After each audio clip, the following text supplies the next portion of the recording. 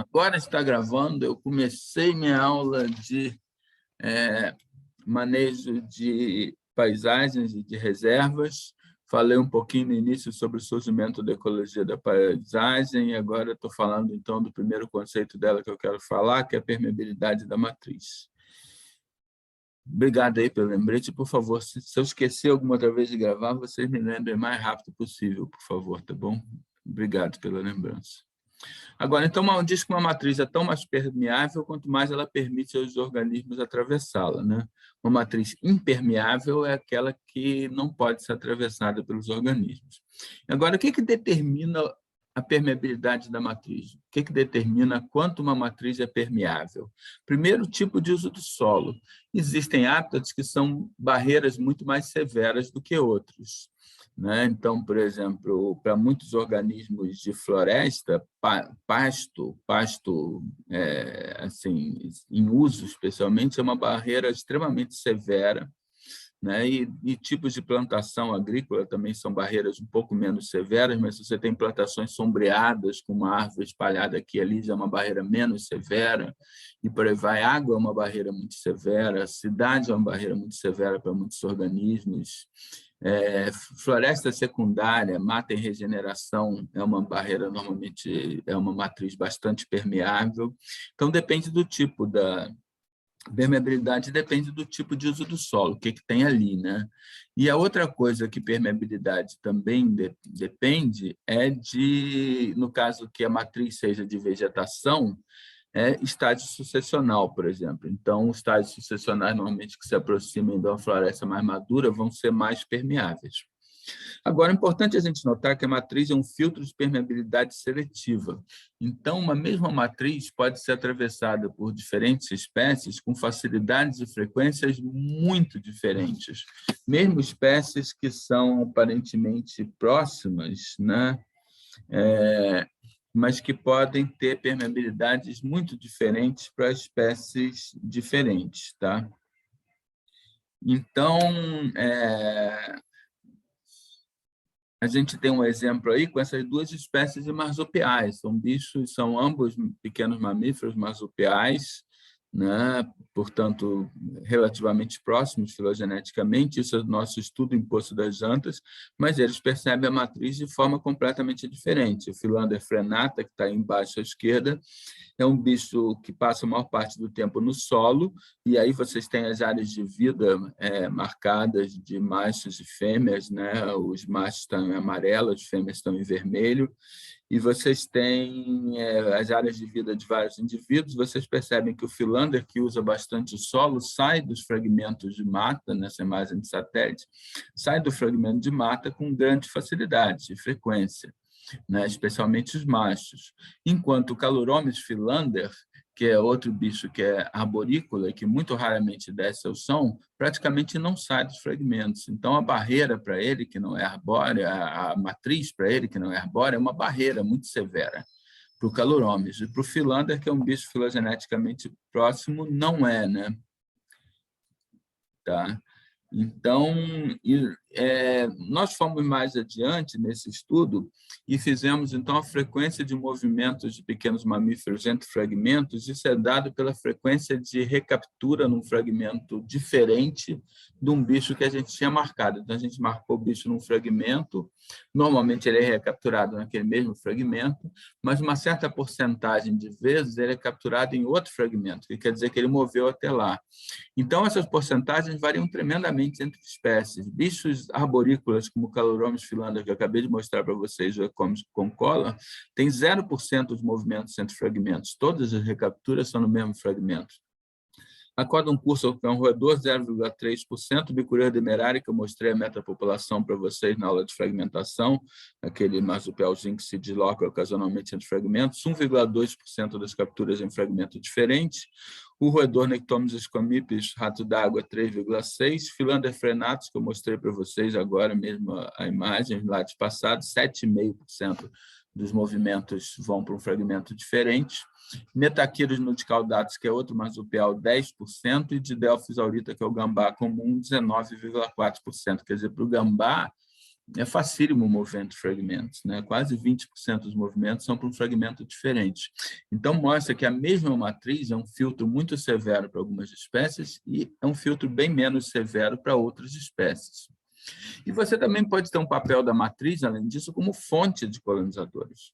Não só ela interferindo na frequência com que bichos de diferentes espécies são capazes de transpor aquela matriz, mas a matriz pode ser fonte. Então, por exemplo, a Arcodon cursor, que a gente falou no slide anterior, esse ratinho aí, ratinho lindo aí, rato lindo é pleonasmo, né?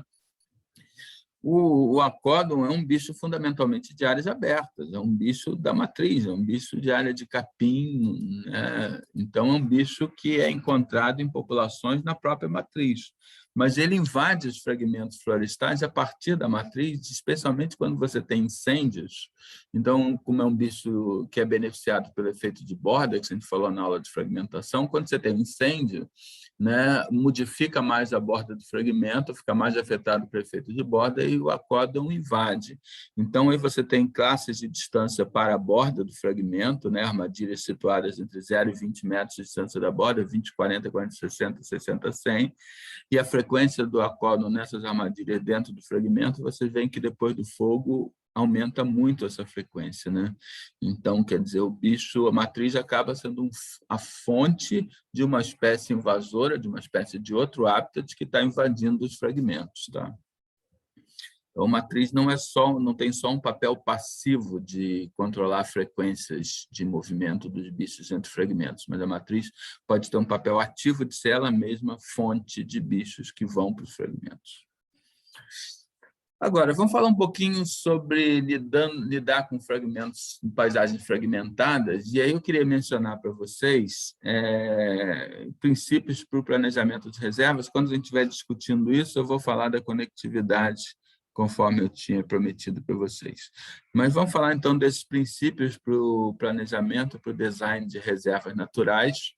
Então, 6 princípios para o planejamento de reservas, derivados da teoria de biogeografia de ilhas, foram propostos na década de 70, né, por autores como John Terborg, Wilson e Willis. O Wilson mesmo do MacArthur Wilson, Edwin Willis é um ecólogo, ornitólogo que trabalhou na Unesp de Rio Claro por muitos anos, Jared Diamond, que vocês ouviram falar, Robert May, que quem estudou ecologia animal e caos comigo ouviu falar também.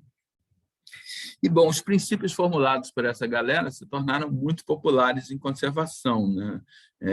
Inclusive, esses princípios, por exemplo, foram base para a concessão de empréstimos do Banco Mundial para o estabelecimento de áreas protegidas por muito tempo, ou seja, que o planejamento das áreas protegidas se baseasse nesses princípios ecológicos que foram, então, formulados por esses ecólogos aí. E quais seriam os famosos princípios, né? Os famosos 6 princípios? Vocês têm aí 2 colunas, e tudo que está na coluna da esquerda é o que seria melhor, de acordo com os princípios, o que está na coluna da direita seria pior. Então, o princípio A diz que todo o resto sendo igual, é melhor uma reserva grande do que uma reserva pequena. Esse é mais ou menos óbvio, vem de relações espécies-área, que a gente já viu antes nesse curso, né? O princípio B diz que uma reserva única, desses princípios, é só colocar para vocês, 4 deles são consensuais dentro de biologia da conservação, ninguém discute, e 2 são ferozmente discutidos. Então, eu vou falar os 6 e a gente vai se deter mais nos 2 que são ferozmente discutidos. Um deles é esse princípio B, uma reserva única, grande, é melhor que várias reservas pequenas que somem a mesma área. Tá? Então, esse é um dos princípios que é discutido, eu vou voltar ali depois. O princípio C diz que reservas pequenas próximas, reservas múltiplas próximas uma da outra, são melhores do que reservas múltiplas distantes uma da outra, todo o resto sendo igual. Por causa da biogeografia de ilhas, por causa da imigração de novas espécies, isso é função da distância. Então, obviamente, se as reservas estiverem mais próximas, vão receber maior imigração de espécies novas, vão ter um número de equilíbrio de espécies maior, então vão preservar mais riqueza de espécies. O princípio D é similar e diz que se você tiver múltiplas reservas, que elas estejam num arranjo espacial compacto, é melhor do que elas estejam num arranjo espacial linear. Porque se você tiver um arranjo espacial compacto, você tem mais fontes de colonizadores entre reservas. Enquanto se você tiver num arranjo espacial linear, as reservas que estiverem na ponta da sua linha vão ter poucas fontes de colonizadores. O quinto princípio, então, é reservas conectadas por corredores de hábitats são melhores que reservas que não são conectadas por corredores de hábitats. Esse é o segundo princípio que é ferozmente discutido dentro de biologia da conservação, ou seja, se corredores são úteis ou não. E a sexta coisa é que reservas de formato regular, formato ideal seria circular, são melhores do que reservas de formato mais irregular ou mais comprido. Tá? E a razão principal disso é que uma reserva que tem um formato, imagina uma reserva com formato ameboide, muito irregular, ela pode ter isolamento de populações dentro delas. Por exemplo, se ela tiver trechos muito estreitos que possam ser inutilizados, entre aspas, pelo efeito de borda dos dois lados, possa ter uma península, uma coisa assim, você pode ter isolamento dentro da própria reserva, sem falar que uma reserva que tenha um formato mais regular vai ter uma proporção muito maior da área dessa reserva afetada por efeito de borda. A gente falou disso na aula de fragmentação. Então, todo o resto sendo igual, quanto mais regular, quanto mais próximo de circular for o formato de uma reserva, melhor. Tá? Agora vamos, então, discutir os dois princípios que são ferozmente discutidos, que são o B e o E. Então, o princípio B é a chamada questão dos laws, que, na verdade, quando surgiram esses princípios de design de reserva, na década de 70, houve centenas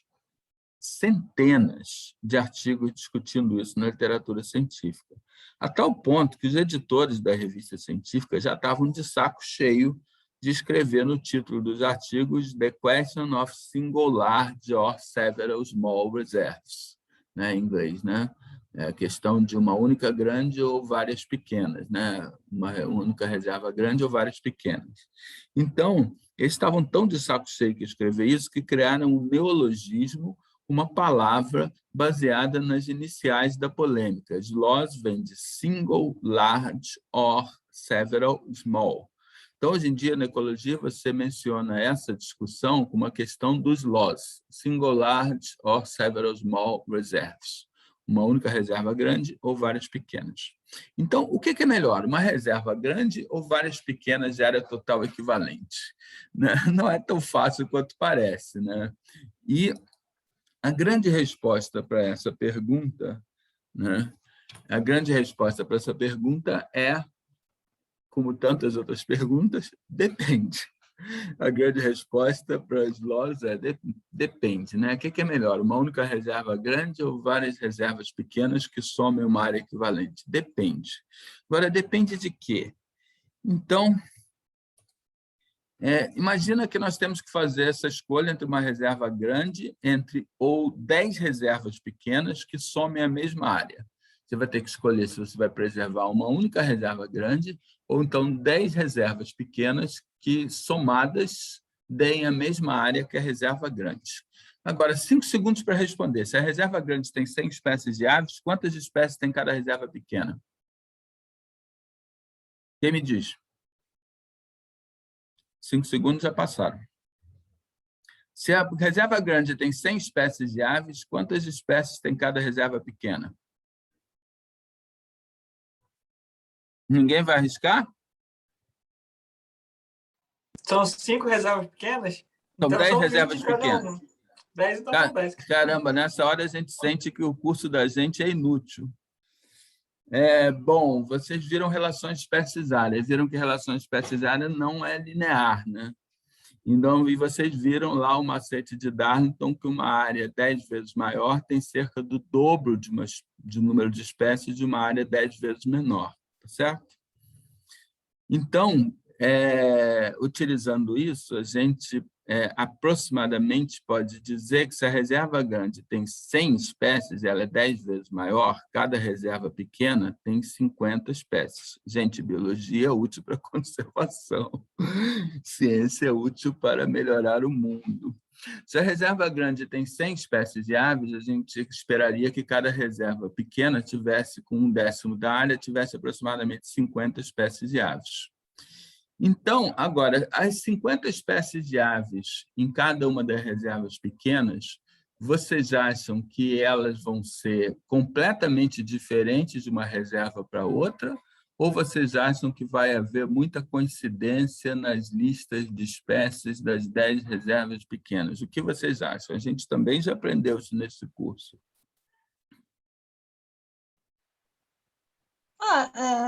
Então, tem troca, né? Se for próximo o suficiente essas reservas, elas vão compartilhar espécies. Digamos que não compartilhem. E aí? Vai ter muita repetição. Por quê? Porque a área delas é mais ou menos a mesma, né? Não tinha aquilo que conforme a área vai aumentando, vai chegando outros tipos. Então, a área ali comporta os mesmos tipos, mais ou menos, de espécie, né? Sim, é o aninhamento, foi uma ideia que a gente já viu nesse curso. Então, a composição das espécies é aninhada na natureza, e como a composição é aninhada, as espécies pequenas vão ter uma composição muito similar, que são justamente aquelas espécies, entre aspas, vagabundas, que ocorrem em qualquer lugar, né? E não vão ter as espécies que vão sendo adicionadas apenas em áreas mais ricas, né? Com maior riqueza de espécies, né? E ecossistemas mais complexos, etc. Então, as 10 reservas pequenas vão ter 50 espécies cada uma e vão ser, em grande parte, mais ou menos as mesmas, independente de haver conexão entre as espécies, como a Eduarda falou. Claro que, frequentemente, vai haver conexão, mas mesmo que não haja, por causa de serem áreas pequenas, você vai esperar que sejam mais ou menos as mesmas espécies. Então, quantas espécies vai ter na soma das 10 reservas pequenas? Seria ingênuo pensar que seria 10 vezes 50 igual a 500 espécies. Não, vai ser muito menos do que 500 espécies, por causa do aninhamento, porque as composições das reservas pequenas vão tender a ser similares.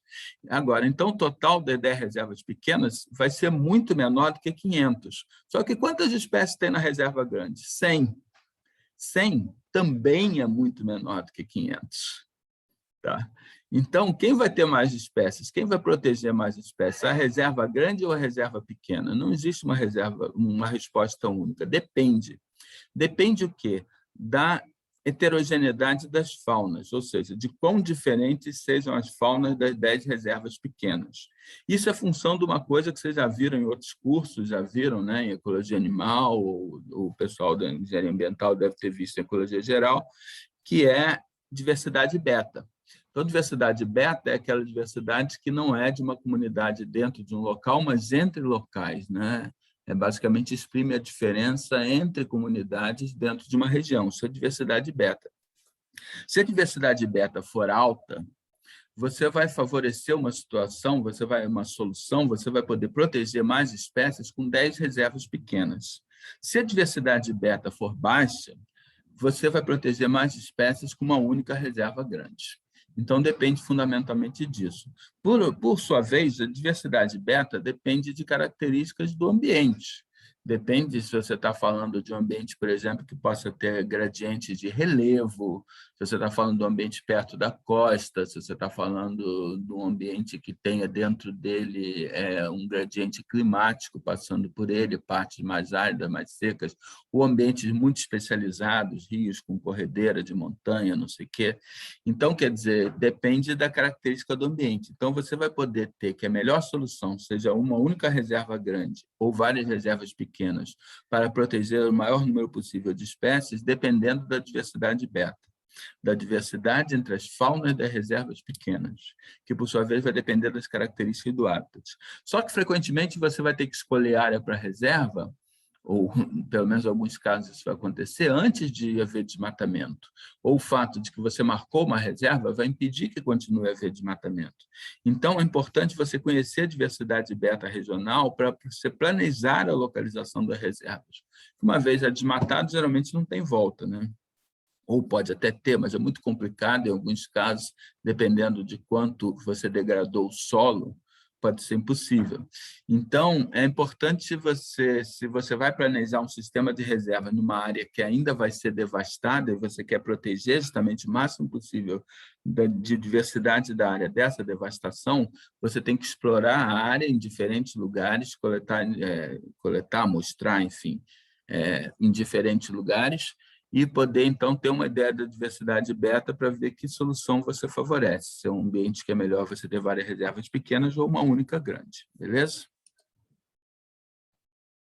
Agora, John Terborg e alguns outros autores, como Carlos Pérez, por exemplo, têm levantado outra questão, a importância dos processos de regulação top-down, né? Vocês já ouviram falar disso de regulação top-down da diversidade, né?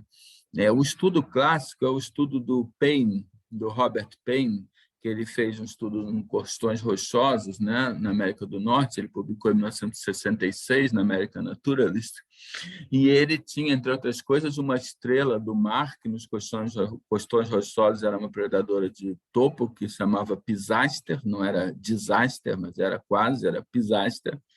E na verdade, ela era reguladora porque ela mantinha as populações de cracas e de bivalvos que ela predava, ela impedia que os melhores competidores entre cracas e bivalvos monopolizassem todo o espaço dos costões rochosos. Então, ao impedir que as espécies competidoras mais fortes se tornassem monopolistas, permitia manter uma diversidade maior no costão rochoso, né? Então, esse é o estudo clássico do Payne. E o Terborg alegou que isso é importante para a conservação. Então, teve alguém que eu não me lembro exatamente quem foi, mas que publicou um artigo numa dessas revistas mais importantes da ecologia, que na Oikos, The Small Things That Run the World. Era um ecólogo de insetos, não me lembro se foi o John Lawton, não tenho certeza, mas publicou um artigo falando sobre a importância dos insetos, né? Que os insetos têm uma imensa diversidade taxonômica, imensos tamanhos populacionais, cumprem um monte de funções ecológicas de polinização e de várias outras coisas, né? De ciclagem de energia, etc. Então, fez um artigo enaltecendo os insetos e que chamou de Small Things that Run the World, as coisas pequenas que controlam o mundo, né? E o Terborg, o John Terborg, que trabalha com mamíferos, respondeu, então, com um artigo que se tornou clássico, que é The Big Things That Run the World, as coisas grandes que controlam o mundo. E dizendo que predadores de topo podem ter uma abundância muito pequena, mas tem um papel desproporcional, porque eles permitem justamente essa regulação top-down. Eles impedem que os competidores mais fortes nos níveis tróficos abaixo deles tornem-se monopolistas. E, ao impedir que os competidores mais fortes tornem-se monopolistas, permitem, então, que você mantenha uma maior diversidade. Então, se você tirar os predadores de topo, você provavelmente vai perder diversidade, né? E tem vários exemplos disso acontecendo, inclusive no Brasil, em Minas Gerais, a tese de doutorado do Gustavo Fonseca, mostrando isso em fragmentos de mata em Minas Gerais. Então, esse tipo de coisa acontece, né? E isso seria um argumento adicional nessa discussão a favor das grandes reservas. Então, gente como Terborg e Carlos Pérez têm escrito dizendo não, a gente precisa de grandes reservas de qualquer forma. Grandes reservas são substituíveis, porque a diversidade das grandes reservas é mantida a longo prazo. E a diversidade das pequenas reservas, não. Se você não tem regulação top-down, os competidores mais fortes vão se impor e, ao longo do tempo, aquele número de espécies preservado nas reservas menores vai diminuindo. Enquanto nas reservas grandes, não, o número vai se mantendo. Então, reservas grandes seriam absolutamente essenciais. Reservas de gigantesco porte para você manter ecossistemas completos, com onça, com árpia, com tudo que tem direito. Agora, esse argumento, frequentemente, quando eu comecei a falar isso nas minhas aulas, imediatamente surgiu a coisa, né? Essa nossa maneira dicotômica e pobre de pensar, né? Tá bom, mas então reservas pequenas não interessam para nada? Não, a gente não está dizendo isso. A gente está dizendo que um sistema de unidades de conservação, para ser eficiente, precisa ter reservas grandes. Mas as reservas pequenas também têm um monte de papéis. Um dos papéis pode ser, eu vou falar isso mais detalhe logo adiante, aumentar a conexão entre reservas grandes. Então, você tem um monte de reservinhas pequenas aí no meio, nessa matriz que parece uma matriz urbana em alguns lugares, né? E você tem que, na verdade, eles fazem com que haja uma maior conexão, que seja mais fácil os organismos passarem de uma reserva grande para outra. Você pode ter reservas pequenas que estejam protegendo um habitat altamente específico, onde você possa ter espécies endêmicas que só vivem naquele habitat, né? Em muitos casos isso acontece. Você pode ter reservas pequenas dentro da cidade, ajudando a desenvolver o senso de biofilia nas pessoas. Biofilia é a ideia, né, do Edward Wilson, né, o mesmo Edward Wilson, a gente volta e meia fala nele, de que gostar de outros seres vivos não é algo que a gente precisa aprender, é um instinto nosso, a gente nasce com isso, a gente pode perder com a nossa educação, mas a gente nasce com isso. E você ajuda a fomentar a biofilia se as pessoas têm contato com os bichos e com as plantas durante a sua vida, especialmente durante a sua infância. Então, nas cidades, as áreas pequenas fazem esses papéis. Então, reservas pequenas, eu não estou dizendo que reservas pequenas não sejam úteis. Reservas pequenas são muito úteis. Eu estou apenas dizendo que um sistema de unidades de conservação de um país ou de uma região para funcionar tem que ter também reservas grandes. Beleza? Isso eu concordo tremendamente com o Terborg e com o Pérez. Agora, chegamos então ao nosso princípio E, e aí a gente vai discutir a conectividade. Vocês lembram que o princípio E, lá dos nossos 6 princípios, era de que reservas conectadas por corredores são melhores do que reservas não conectadas por corredores. Tá? Então, falar um pouquinho sobre a conectividade. Conectividade é o segundo conceito de ecologia da paisagem que eu queria discutir com vocês, depois da permeabilidade que a gente falou no iniciozinho da aula. Então, conectividade se refere à quantidade de ligações entre os elementos da paisagem que poderiam facilitar os fluxos biológicos dos organismos. Então, se você tem elementos de floresta, como corredores ou uma linha de fragmentos menores, etc., conectando os fragmentos grandes que poderiam facilitar o fluxo biológico dos organismos entre os fragmentos. Isso é conectividade. Agora, existe uma distinção crucial que frequentemente não é levada em consideração, especialmente hoje que você tem uma coisa, muito das pessoas, na verdade, se tornarem especialistas não no assunto, mas numa ferramenta, então, sei lá, Geographical Information System, né, SIG, né, Sistema de Informação Geográfica, a pessoa chega lá no seu laboratório com ar-condicionado direitinho, planeja tudo e bota corredor aqui ou ali, só que ninguém sabe se os corredores estão sendo usados. Né? Então, conectividade estrutural se refere a você ter um elemento da paisagem lá, uma mata, etc. Conectividade funcional se refere a que os organismos estejam passando de um lado para o outro através daquele elemento da paisagem. Tá? Conectividade estrutural não necessariamente garante conectividade funcional. Você tem que perguntar para o bicho, você tem que ver se o bicho está passando. Tá? Então, isso é uma distinção fundamental que a gente não pode deixar de levar em conta. Tá? Espero que vocês tenham entendido bem a diferença entre conectividade estrutural e conectividade funcional. É questão de prova. Então, bom, você não tem prova, então você não precisa se preocupar com isso, mas é uma coisa importante para a gente ter em mente sempre, certo? Conectividade estrutural sem conectividade funcional não adianta nada, beleza? Agora, outra coisa, manejando a paisagem para a conectividade, então. Primeiro, você pode manejar uma paisagem para que ela tenha maior conectividade, primeiro planejando onde perder habitat.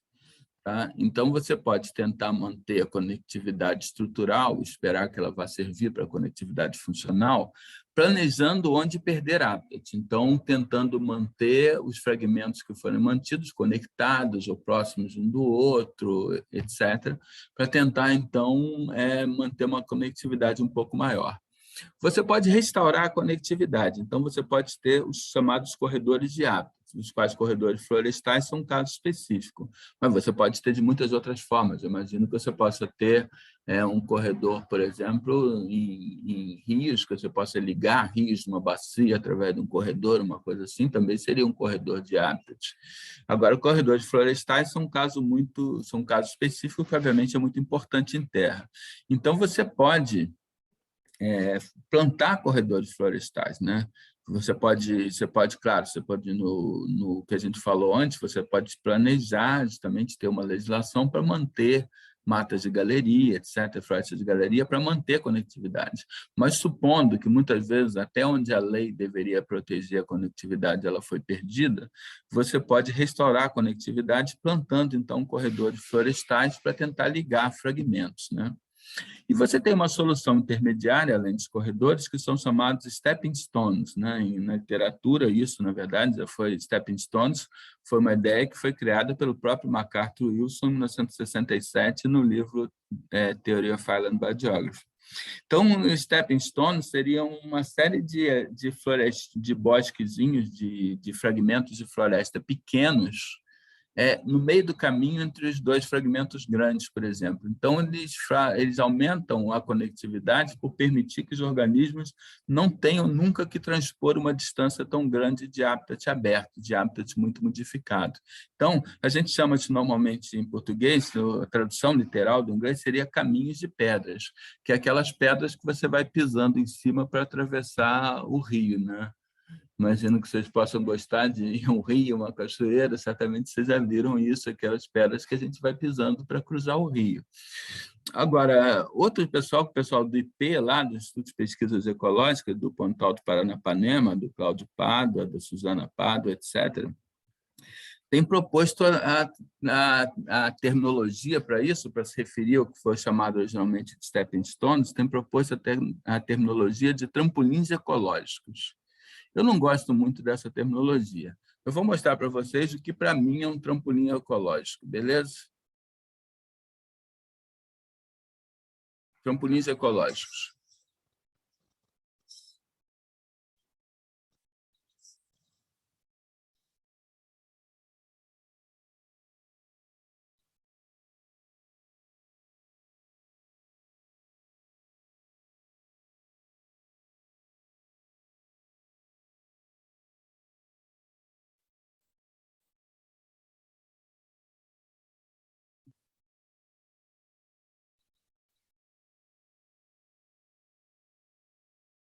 Beleza? Então, isso, para mim, que é trampolim ecológico, né? Trampolim ecológico dá a impressão que é uma coisa ativa, que você está jogando o bicho de um lado para o outro. Na verdade, não é nada disso. Corredores são apenas uma coisa passiva que os bichos podem utilizar ou não. O videozinho que vocês viram, claro, um comercial da empresa lá de autoestradas francesa sobre a necessidade de passagens protegidas para os animais, né? A gente vai falar mais sobre isso depois. Agora, por que mesmo fazer corredores? Então, vamos discutir mais especificamente a questão dos corredores para aumentar a conectividade, né? Então, corredores, quando foram propostos na literatura ecológica, a partir lá dos anos 70, por aí, foram propostos por duas razões distintas e complementares, né? A primeira razão, na verdade, que todo mundo esqueceu, na verdade, quando as pessoas hoje argumentam a favor de corredores, sempre argumentam baseados apenas na segunda razão, mas eles foram propostos pela primeira. E a primeira razão se baseava na teoria de bibliografia de ilhas, era maximizar a chegada de espécies novas à reserva. Então, corredores aumentaria a frequência de ter imigração de espécies, vocês lembram? Chegada de indivíduos de espécies que ainda não estão no fragmento. Com isso, permitiria, se você aumenta a imigração de espécies, por teoria de bibliografia de ilhas, você aumenta o número de equilíbrio de espécies e você, portanto, vai estar conservando mais diversidade, tá? Agora, a segunda razão que apareceu depois, especialmente a partir da década seguinte, foi a razão que foi pleiteada pelos geneticistas, que seria maximizar a chegada de indivíduos novos das espécies que já estão presentes na reserva. Então, corredores, obviamente, poderiam ser utilizados por indivíduos das espécies que já estão nos fragmentos grandes. Indivíduos novos têm duas utilidades. Primeiro, eles podem fornecer reforço demográfico. A população está pequena e a chegada de indivíduos é sempre benéfica, né, para aumentar a probabilidade de sobrevivência de uma população pequena. Você lembra na nossa aula de pequenas populações. E a outra coisa é a vantagem genética. Então, indivíduos daquelas espécies que já estão no fragmento estão carreando novos alelos, né? Estão carreando alelos diferentes. Então, estão permitindo manter uma variabilidade genética maior, e isso, em princípio, seria favorável à persistência das espécies. Então, são duas razões completamente diferentes: maximizar a chegada de espécies novas e maximizar a chegada de indivíduos das espécies que já estão lá, tá? Diferentes e complementares. Ambas as razões são importantes para se ter corredores. Normalmente, as pessoas só argumentam baseado na segunda, mas a gente pode e deve argumentar baseado na primeira também. Agora, um exemplo de corredores florestais na prática foi feito pelo estudo de um aluno meu, que era o homem sem sobrenome, Henrique Santiago Alberto Carlos. Então, o Henrique era uma figura, né, e o nome dele são 4 primeiros nomes, né? Henrique Santiago Alberto Carlos. E foi muito hilário ele fazendo cartão na biblioteca lá do CCS, né, porque existia isso, e ele foi fazer cartão e a mulher perguntou para ele: me diz aí o seu nome. Ele disse: Carlos. Ela: não, sobrenome. Ele: Carlos. Não, último, você não entendeu, o último nome, Carlos, o que eu posso fazer? Né? A gente tinha uma dupla caipira no laboratório, uma época que era Henrique Carlos e Carlos Henrique, mas bom. O Henrique, ele fez seu mestrado comigo, né? E ele fez o mestrado estudando o uso por pequenos mamíferos de 2 corredores florestais, de uma série de corredores que tinham sido feitos pela Associação Mico-Leão Dourado no Norte Fluminense.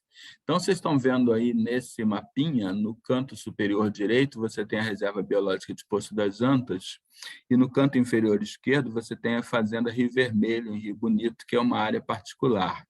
E Poço das Antas tinha, na época, 5.000 e poucos hectares, Rio Vermelho mais de 1.000 hectares.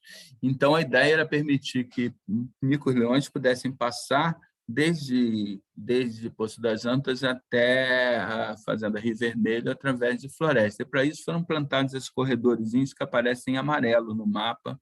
Acho que dá para ver aí, acho que vocês conseguem ver.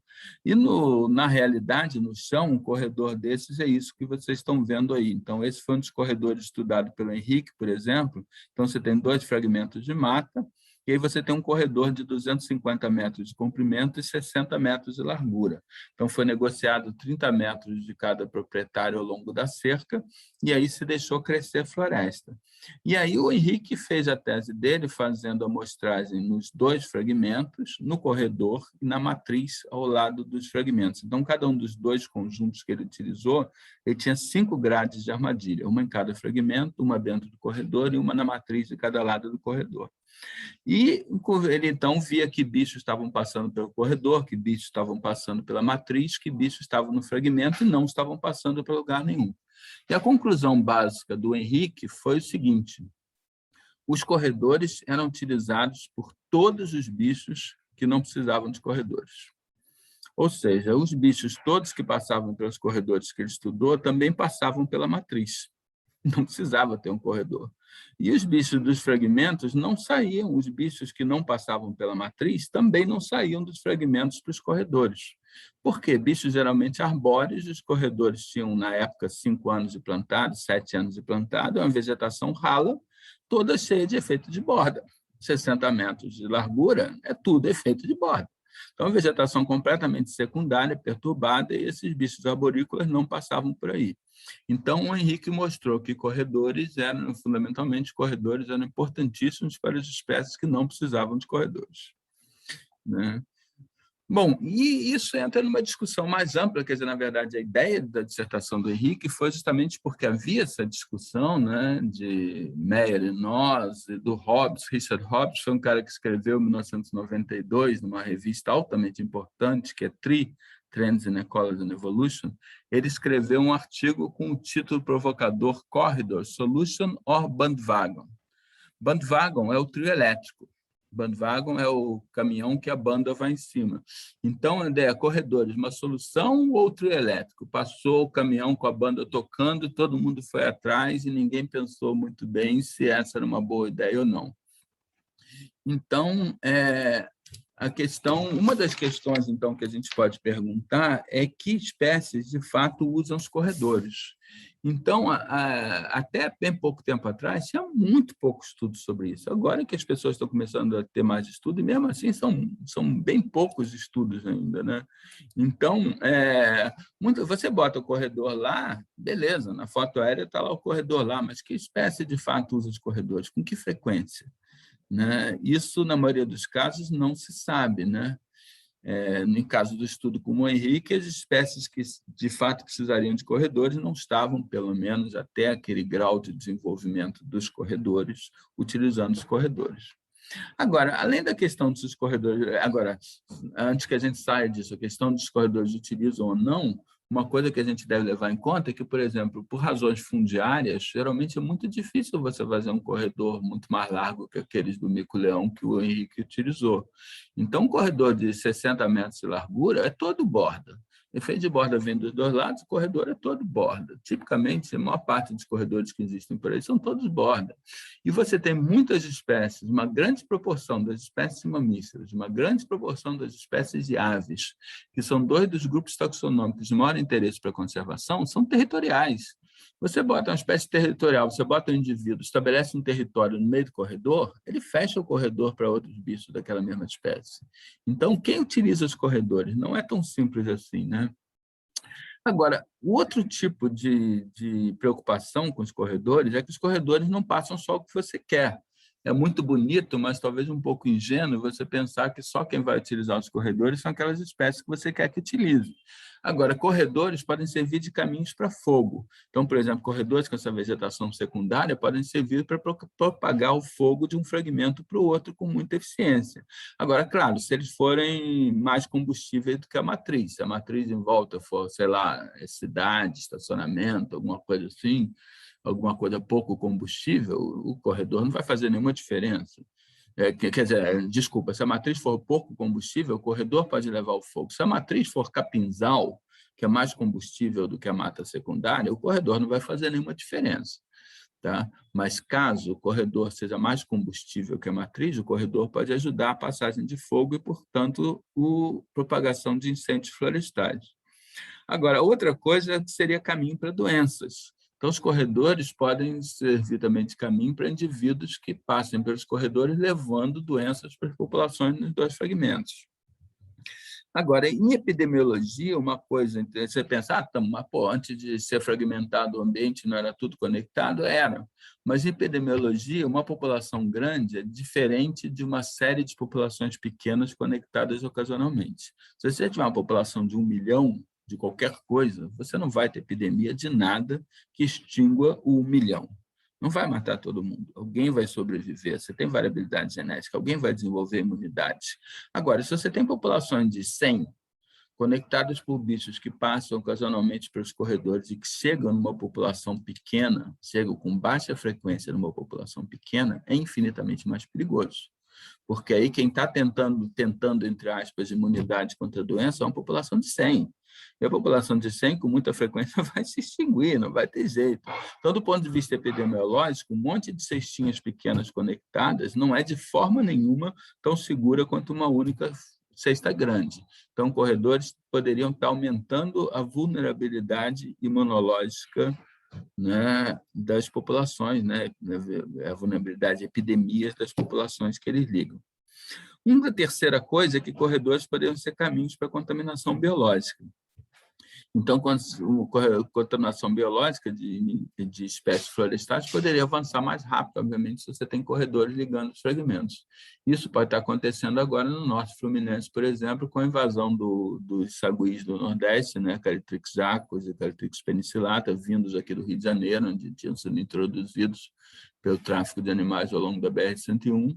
E esses bichos estão se espalhando para o norte fluminense e usando fundamentalmente corredores. Felizmente, parece que eles competem muito pouco, talvez nada, com o micro-leão dourado, mas que estão se espalhando tão que corredores ajudam. E a única crítica aos corredores que eu não concordo é que armadilhas ecológicas, ou seja, os corredores são fáceis de patrulhar por um predador, por exemplo, são fáceis do bicho ser encontrado por um caçador. Então, os bichos entrariam nos corredores para morrer. Isso, em termos de mortalidade de bichos, pode ser verdade, mas em termos de extinção de populações, eu acho implausível, porque isso só aconteceria se você tivesse todos os bichos da população passando pelo corredor, o que nunca acontece. Você tem bicho que vai estabelecer território dentro do fragmento e vai ficar lá. Alguns bichos da população vão passar pelo corredor. É claro que se você ter todos os bichos da população indo passar pelo corredor, só se você tivesse uma plaquinha lá dentro do fragmento dizendo corredor aqui, passe, vá para outro fragmento, e aí os bichos todos seguissem nessa direção, mas isso não é o que acontece. Então, corredores com armadilhas ecológicas podem gerar mortalidade, mas não extinção de populações. Os outros processos que eu falei acima podem gerar extinção de populações locais, beleza? Agora, existe algum estudo que prove, algum estudo maior que prove se as vantagens dos corredores superam as desvantagens? Acho que existe um estudo muito interessante, que é o estudo da Grã-Bretanha, né? Então, a Grã-Bretanha, no sul é a Inglaterra, País de Gales, e no norte é a Escócia, né? E depois da Segunda Guerra Mundial, houve um processo muito grande de mecanização da agricultura na parte rica da Grã-Bretanha, que é o sul. Né? E o norte sempre foi uma parte bem mais pobre, tudo bem mais tradicional. Enquanto no sul você tinha que houve então uma concentração de propriedades à medida que a agricultura se tornou mais mecanizada e passou a exigir mais capital. Então você teve uma concentração de propriedades que eram cuidadas com muita facilidade pelas máquinas. E a Inglaterra, a paisagem da Inglaterra tradicional era essa que vocês estão vendo, era dos hedgehogs, as cercas vivas, né? Então, quando houve a Revolução Agrícola, a partir do final da Segunda Guerra, as cercas vivas foram derrubadas em massa na Inglaterra, no sul da Inglaterra todo, País de Gales, etc. Derrubou-se o equivalente à distância da Terra à Lua, 400 mil quilômetros de cercas vivas, para permitir o livre fluxo das máquinas por grandes extensões nas propriedades concentradas. Agora, no norte da Inglaterra, em Yorkshire, Durham, para cima, e na Escócia, o que aconteceu? Essa paisagem, em grande parte, se manteve, porque são lugares mais pobres, onde a agricultura mecanizada nunca chegou tanto, lugares mais tradicionais. Então, você manteve muito essa paisagem, né? E que, de certa forma, são pequenos corredores naturais, né? Naturais, não, na verdade, obviamente, são culturais, né? Mas são pequenos, funcionam como pequenos corredores, né?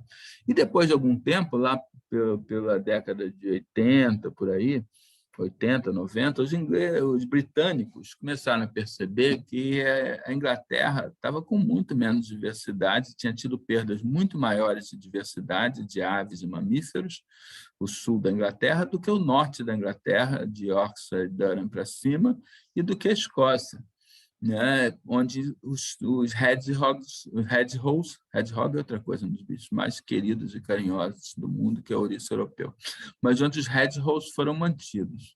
Então, com base nessas pesquisas, então, que mostravam que para a sobrevivência nos pequeninos bosques que restaram na Grã-Bretanha, né, era importante haver essas conexões pelos hedgehogs, fez-se uma maciça campanha nacional para replantio de hedgehogs, replantio desses corredores, dessas cercas vivas, juntando os fragmentos e tentando fazer portinha para a máquina passar, enfim, mas percebeu-se que isso ajudava a biodiversidade.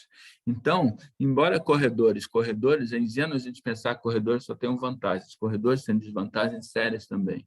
Mas se existe algum experimento natural, entre aspas, na escala de um país que compare vantagens e desvantagens, a Grã-Bretanha parece indicar que as vantagens de corredores são mais importantes que as desvantagens. Pelo menos numa situação como a que eles têm lá, de extrema fragmentação, de bosques muito pequenos, etc. Tá? Não necessariamente seria válido em todas as situações, não necessariamente seria válido nos trópicos, mas é interessante mencionar esse padrão que foi encontrado na Grã-Bretanha, que foi como se fosse um experimento natural das vantagens e desvantagens de corredores. Agora, um outro tipo de fragmentação que eu queria terminar falando dela são as estradas. Então, muitas vezes, você não tem desmatamento de grandes áreas à volta dos fragmentos, mas você tem que fragmentos são cortados por estradas, né, onde os bichos atravessam, você tem uma grande mortalidade, que, novamente, dificilmente pode extinguir populações, porque nem todos os bichos vão cruzar a estrada de maneira nenhuma, mas pode causar mortalidade, pode, eventualmente, talvez complicar a situação de populações, permitindo que outros processos, então, sejam mais destruidores. Então, um caso clássico, por exemplo, tem o banhado lá do Taim, né, no Rio Grande do Sul, que tem uma estrada que corta uma imensa área de alagados, que tem um monte de atropelamentos de aves, etc. É um caso também importante para mamíferos, quer dizer, fora a Amazônia, um monte de lugares, mas no Espírito Santo você tem a BR-101 separa duas grandes reservas, que são Soretama, né, que é uma reserva biológica, e Linhares, que é a reserva da Vale do Rio Doce. E nessa estrada você tem um monte de atropelamento de antas, de pumas, de um monte de bichos. E isso, então, obviamente, é um problema. E como lidar com esse problema? Uma maneira de lidar com esse problema, que é bastante adotada até aqui na região serrana do estado do Rio, em alguns lugares, por exemplo, são passagens subterrâneas. Então, passagens subterrâneas são uma solução possível, mas seriam elas a luz no fim do túnel, né? Então, na verdade, elas têm problemas também. Passagens subterrâneas têm alguns problemas com possível inundação, né? Com bichos, né? Podendo, caso você tenha chuva e tudo, bichos podem ficar presos aí, afogados. Você tem bichos territoriais que muitas vezes podem impedir que outros bichos acessem as passagens, que são muito estreitas. E você também tem que predadores aprendem a ficar de tocaia nas entradas e saídas das passagens subterrâneas. Então, pode, na verdade, aumentar a pressão de predação sobre certas espécies. E, claro, o fato de uma espécie ter até hoje aguentado pressão de predação em condições naturais não quer dizer que ela vá aguentar a pressão de predação em condições aumentadas como essa, né? Onde a gente estaria artificialmente fazendo a predação do predador mais eficiente. Então, passagens subterrâneas podem ajudar em muitos casos, né? Podem reduzir atropelamentos, podem ajudar, mas não são uma solução ideal. Existem soluções melhores. Uma solução melhor seria essa dos viadutos verdes, como esse da Alemanha. Então, seria você fazer um viaduto e cobrir ele com vegetação, né? Vegetação nativa, né? Havendo vegetação nativa. E, no caso, aí, é um viaduto, obviamente, jovem, ele foi plantado, né, com vegetação, né, e a ideia é que ele, eventualmente, torne-se coberto de floresta e possa fornecer um habitat contínuo que o bicho vai passar por aí. Não obrigatoriamente o bicho vai passar pelo viaduto, quer dizer, até nós, que esse primata convencido que se considera a mais inteligente das espécies, a gente atravessa ao lado do viaduto. Imagina se a gente pode achar que os bichos vão todos atravessar em cima do viaduto. Isso também é ingenuidade. Muitos atravessam pelo lado de qualquer forma. Mas é uma solução melhor, bem melhor do que uma passagem por baixo. Então, você tem uma área maior, uma largura maior e é um ambiente convidativo, especialmente à medida que ele fica semelhante aos fragmentos florestais. Então, um viaduto de fauna como esse seria uma solução bem melhor, normalmente, do que uma passagem por baixo da estrada. E isso está se difundindo cada vez mais. Existem vários viadutos desses que são feitos por aí.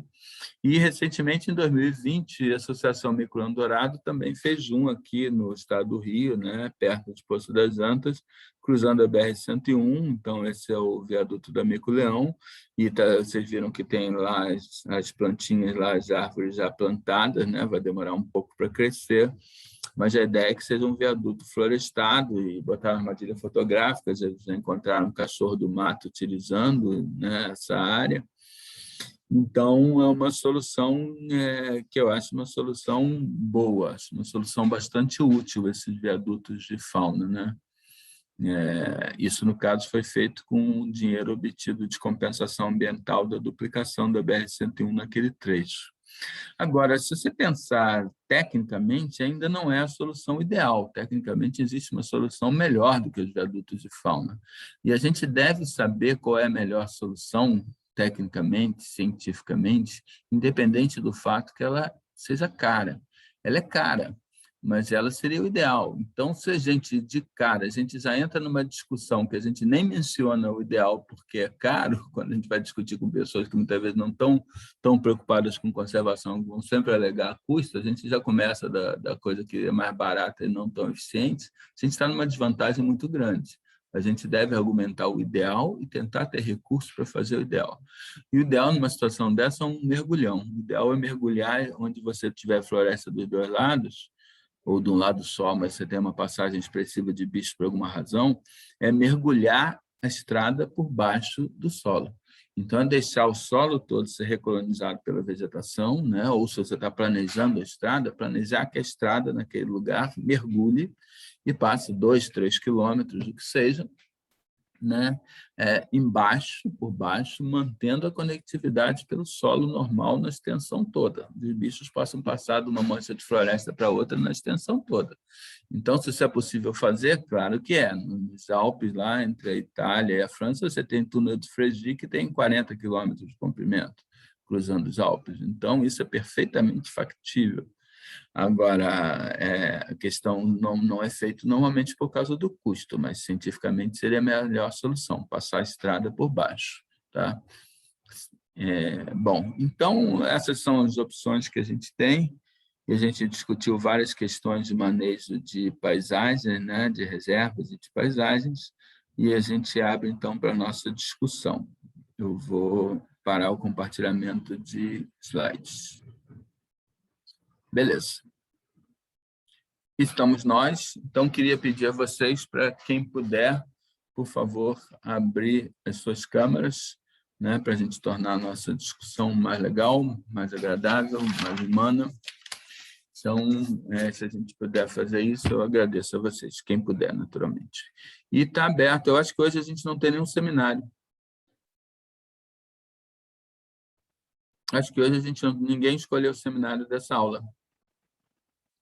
Só chamando a atenção que as pessoas que não fizeram seminário nenhum ainda tem mais 2 aulas para fazer seminário só, né? Ainda tem seminários disponíveis dessas 2 aulas. E quem não fizer seminário, a avaliação é pelo ensaio. E é muito bem-vindo vocês fazerem pelo ensaio. Só espero que quem for fazer pelo ensaio já esteja adiantado, já esteja lendo as coisas e fazendo alguma coisa, tá bom? Porque senão vai ficar muito corrido na última hora, beleza? Professor, desculpa, uma coisa. O ensaio é para a gente mandar uma versão assim, inicial até uma semana antes do final, né? Que o senhor tinha dito. Eu posso que vocês me mandarem eu posso pegar até o último dia desse semestre, considerar que a data de entrega do ensaio é o último dia desse semestre. Que dia seria o último dia desse semestre? Na verdade, eu não sei de cabeça. O nosso curso termina daqui a 2 semanas, não é isso? Nosso curso termina no dia 6 de outubro. Mas eu tenho a impressão que o semestre vai até 15? Acho que é 23. 23, eu acho. 3? Beleza. Espera, deixa eu consultar aqui. 23 de outubro é sábado, é isso mesmo? Tá. Não, eu não sei. Eu sei que tá marcado o feriado para o recesso para dia 23, então deve ir até o dia 22 as aulas. Tá. Então, vamos fazer o seguinte. Então, a gente pode adotar, sem qualquer problema, o último dia do semestre, 22 de outubro, para quem quiser enviar o ensaio. Tá? Quem quiser ser avaliado ou avaliada pelo ensaio. E aí, quem quiser que eu faça comentários de uma versão preliminar, pode enviar assim que estiver disponível para fazer comentários, que é melhor, vai chegando aos poucos, mas pode enviar para mim até 15 de outubro, que eu consigo ler a tempo e mandar de volta com os comentários, beleza? Ok? Beleza. Quem for fazer o ensaio. Eu mandei para vocês um exemplo do ensaio, não. Para o pessoal de ecologia animal. Eu mando para vocês, eu mando um exemplo lá de um texto do Lawton de ecologia animal, que seria um exemplo, assim, mais ou menos, de como seria um ensaio desse. Tá? Mando para vocês também. O que mais? Professor, não tem a ver com o trabalho em si, mas você fez um comentário durante a aula sobre que solo degradado é impossível de remediar. É realmente impossível ou é só muito difícil? Boa pergunta. Eu acho que se você perdeu completamente o solo, né? O solo tem um leito de rocha embaixo, etc. Se você tem o solo completamente degradado, destruído, eu acho, não sei, muito difícil, muito difícil. Assim, Talvez até seja possível, mas seria extremamente caro. Você teria que reconstruir o solo todo, daí a vegetação, é extremamente caro. E, claro, você reconstruir uma floresta tropical, um ecossistema tão complexo quanto uma floresta tropical, mesmo com um custo, mesmo se você tiver todo o dinheiro que quiser, que normalmente não tem, mas mesmo se você tiver, é muito difícil, é muito complexo. E, assim, uma floresta, muitas vezes secundária de 100 anos de idade, não é indistinguível de uma floresta primária, né? Então, na verdade, tem diferenças.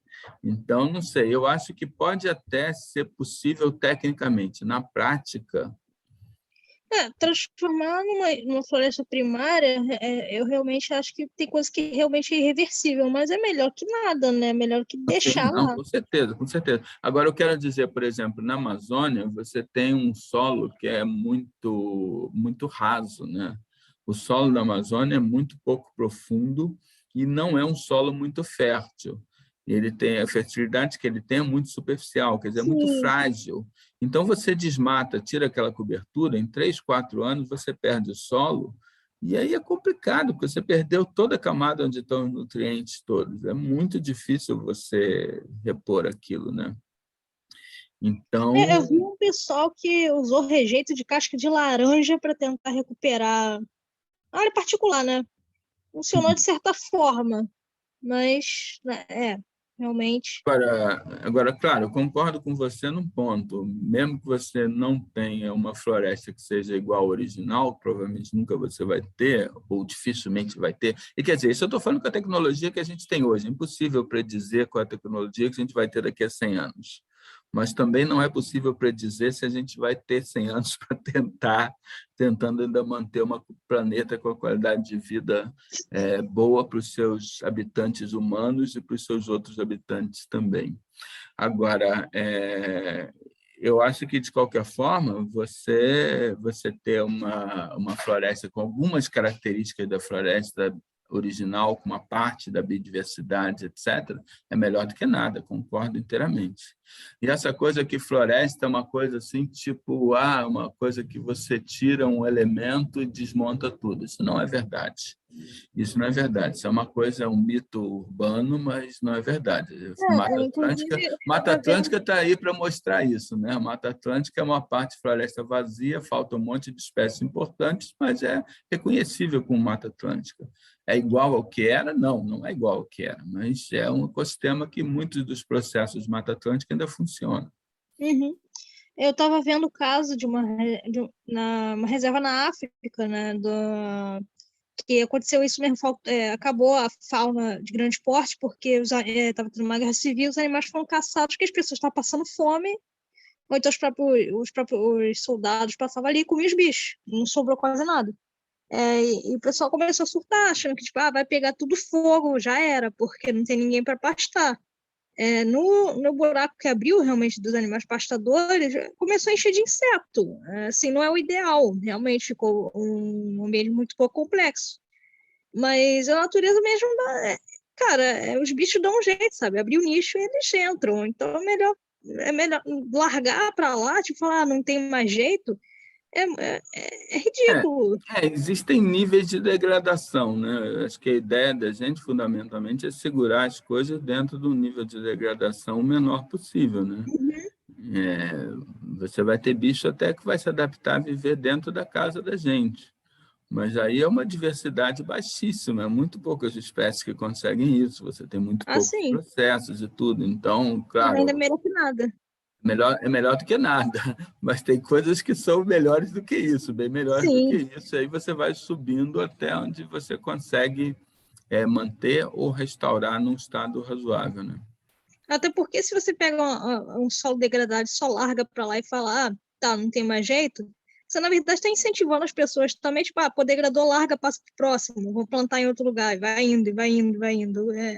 eu tenho me interessado mais por conservação de solo, né? Então, é uma coisa, eu tenho ficado curiosa com essa possibilidade realmente de recuperação até certo ponto, né? Não vai virar nunca mais, tipo, o solo, a floresta primária que se desenvolveu por milhares de anos. Isso aí não tem como, em 10 anos, 50, 100, não tem o tempo de vida de uma pessoa. Assim, eu acho que hoje em dia não existe mais justificativa praticamente para você destruir floresta tropical.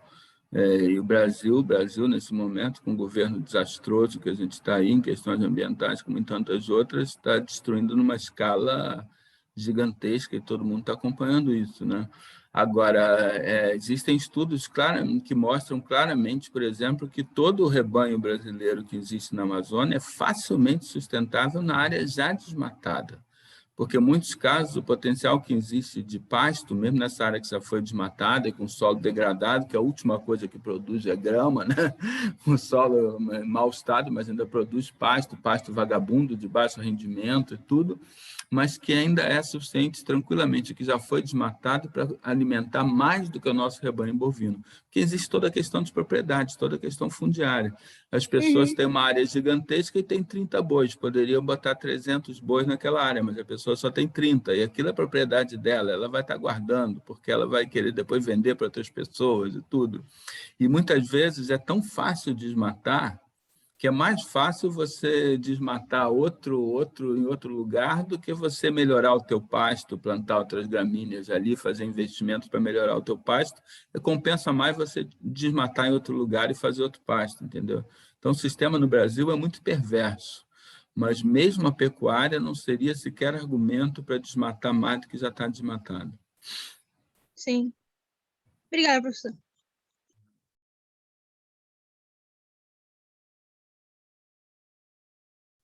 Fernanda, eu queria perguntar uma coisa, que você estava falando dos corredores e tal, e uma coisa que eu sempre fico me perguntando quando, bom, desses viadutos, também dessas passagens subterrâneas, é o que você falou exatamente dos bichos não passarem, tipo, até, você fez até um comentário sobre a gente, às vezes, passar do lado dos corredores que a gente cria para a gente mesmo.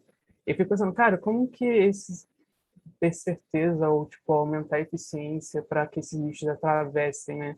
Aí eu fiquei me perguntando se tinha como que funciona esse trabalho para construção, para determinar onde que vão ser esses corredores, se tipo tem algum monitoramento ao longo dessa via, por exemplo, que geralmente são muito extensas, né?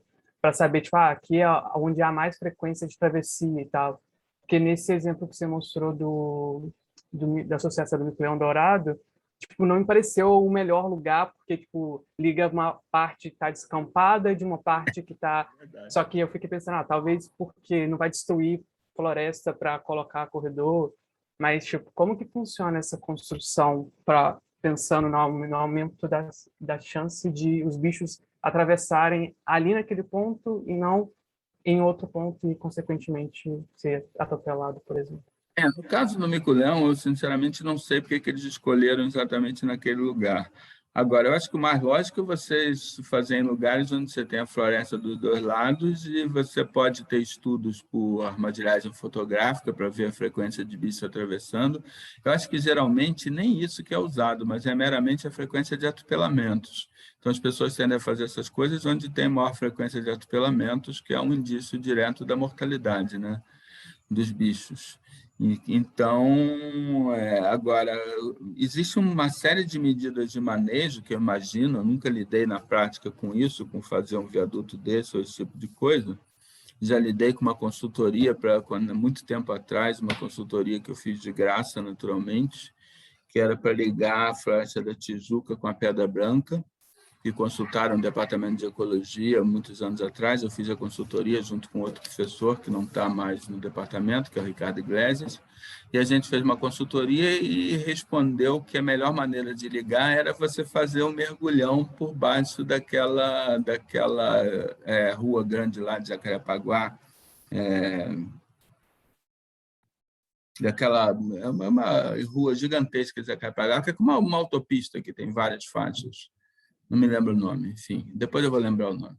Mas que tinha um ponto em volta dessa rua, que é praticamente uma autoestrada, que você tinha que a Floresta da Tijuca e a Pedra Branca, naquele momento, estavam separados por 300 metros. Então, que você podia, na verdade, simplesmente pegar entre as duas florestas, aquele trecho da Cândido Benício, acho que é isso, Cândido Benício, Cândido Benício. Você podia pegar aquele trecho da Cândido Benício, foi isso que a gente recomendou, pegar aquele trecho e enterrar, passar ali por baixo, e você, então, em cima, a estrada passando por baixo, você revegetar, de modo que houvesse uma conexão contínua entre a Tijuca e a Pedra Branca. O que a gente recomendou foi isso. Pergunta se eles fizeram o que a gente recomendou. Se a prefeitura fez o que a gente recomendou. É claro que não, por causa do custo, mas foi o que a gente recomendou já naquela época. Agora, fora isso, isso foi a única vez que eu me envolvi diretamente com uma questão desse tipo. Agora, fora isso, eu imagino que talvez as pessoas possam usar cercas ao longo da estrada, onde não haja outros interesses que impeçam o uso de cercas, mas as pessoas possam usar cercas para que os bichos não possam passar, para direcionar os bichos para usar a ponte. Eu pensei nisso também, mas eu fiquei pensando em termos de custo também. Mas, por exemplo, é muito mais barato fazer isso do que outras coisas, por exemplo. E, coincidentemente, hoje eu estava tipo, no Google Earth vendo, não sei porquê, e aí eu fui lá mostrando onde é a Tijuca e a Pedra Branca, e eu vi que era conectado, porque eu não tenho muita noção de geografia e espaço no Rio de Janeiro. E aí eu vi o quão próximo que era, eu não tinha Não, muita noção. naquele trecho ali é muito próximo, né? Mas aí, tipo, não tem atualmente nenhuma conexão entre os dois, né? Tipo, esse seria o local. Não, e é mais longe do que era quando a gente propôs o ligamento, porque naturalmente né, as áreas urbanas vão crescendo e é mais afastado do que era, mas a tendência só é que você tenha cada vez um custo maior e um trabalho maior para poder conectar as duas áreas. Entendi. Obrigado. Gente, estejam à vontade. Dúvidas da aula, qualquer coisa que vocês possam perguntar, que eu possa ajudar. Estou à disposição e hoje nós não temos seminário. Deixa eu só fazer uma coisa, só um segundinho, se vocês me permitem, porque tocaram na campainha aqui em casa. E como não insistiram, eu acho que tocaram errado. Que acho que eu vi uns passos indo para a casa do vizinho, mas deixa eu só ver o que é, que eu preciso ver o que é aqui. Só um segundinho, tá? É muito rápido.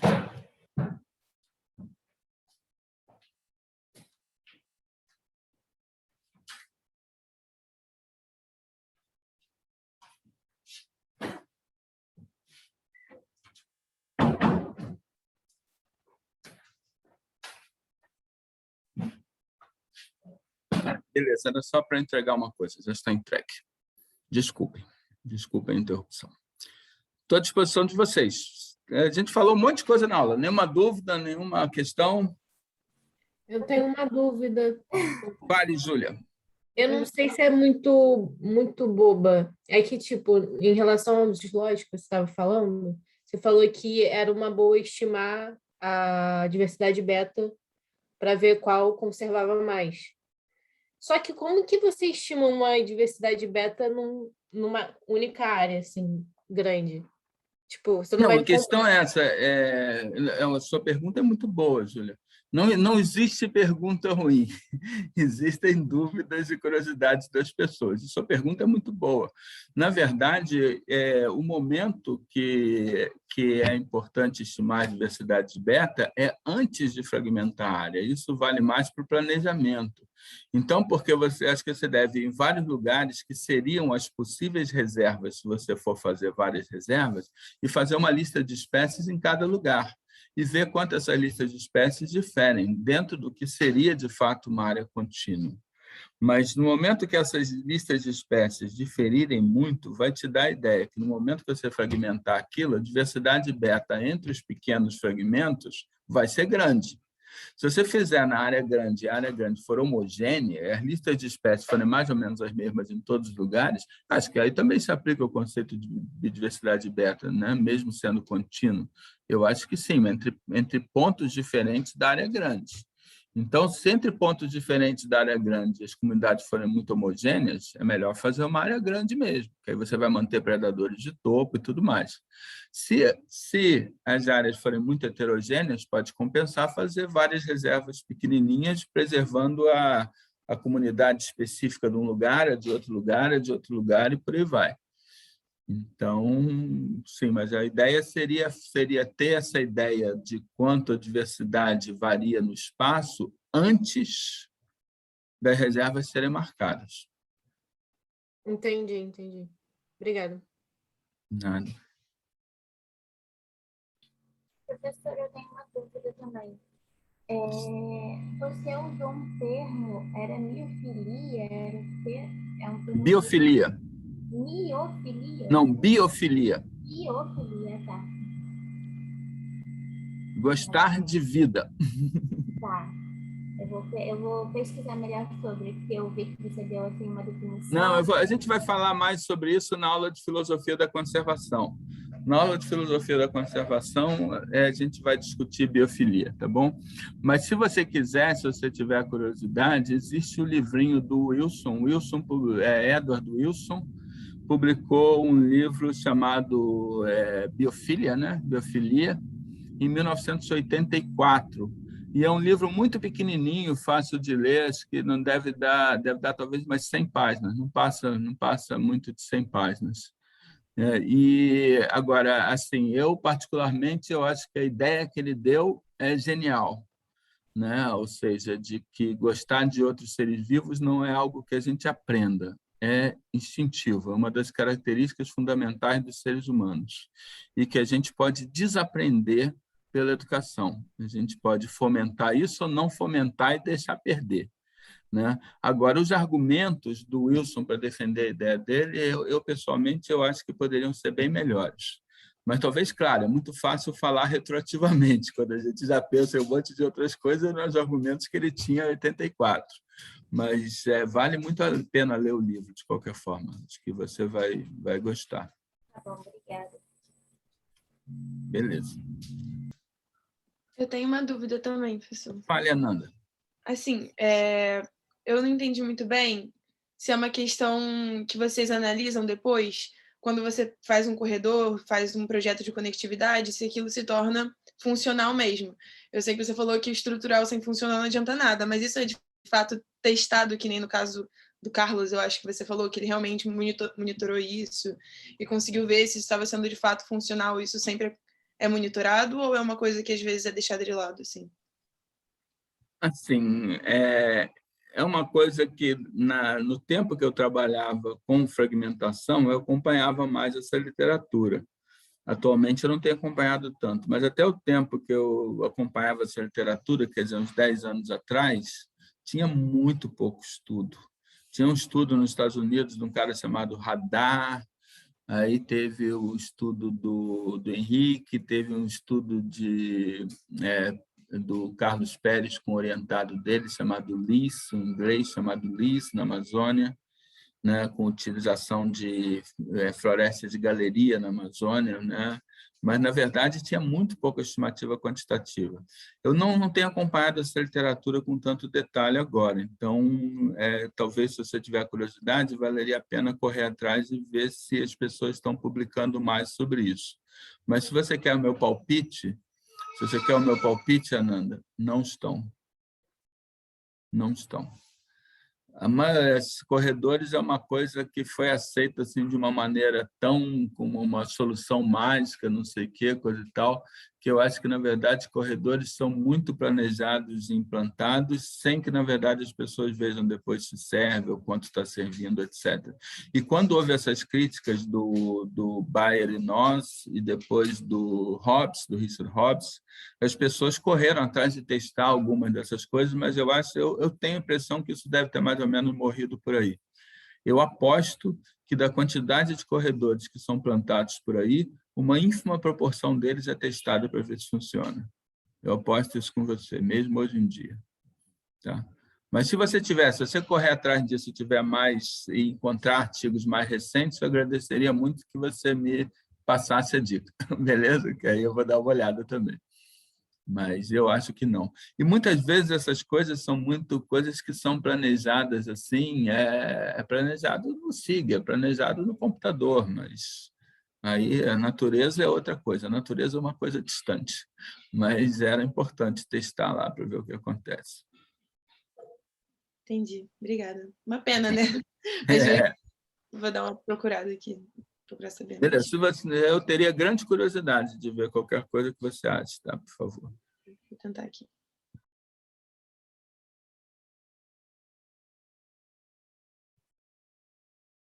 que mais?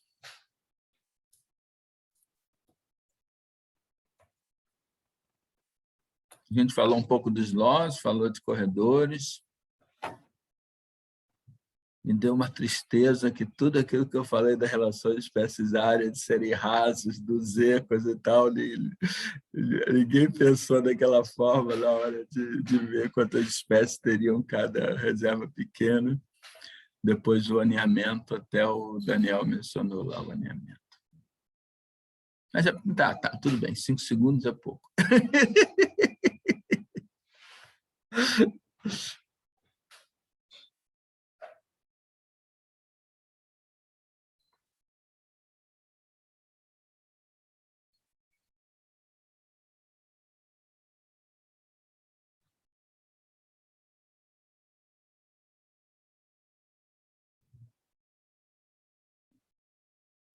O que mais? Denis, Iris, Bernardo, Luciano, Lorena, Eduardo já perguntou, Vitória, Luca, Loha, Lorena, Maria Clara, Daniel, Fernando, Isabela, Vitória. Mais perguntas? Ou coisas que vocês queiram discutir ou comentar? Por favor. Eu estou vendo que eu vou ter que rever algumas das aulas. Já estou com dificuldade de absorver as coisas.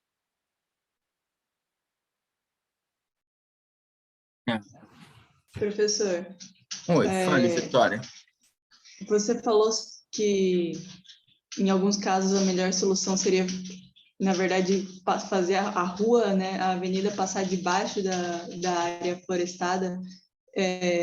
Você conhece algum caso em que isso já foi feito? Isso me parece sempre uma opção mais cara. Isso já foi feito? Já foi implantado alguma vez?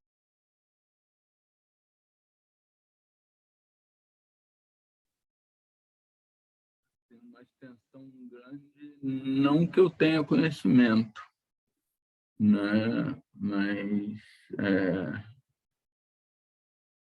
para conservação, não que eu tenha conhecimento, né?